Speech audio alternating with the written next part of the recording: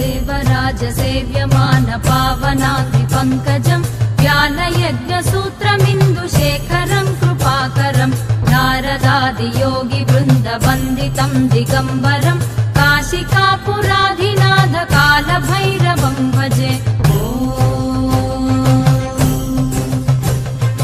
भानुकोटिभास्वरम् भवाब्धितारकम् परम् नीलकण्ठमीप्सितार्थदायकम् त्रिलोचनम् कालकालमम्बुजाक्षमक्षशूलमक्षरम् काशिकापुराधिनाथ कालभैरवम् भजे।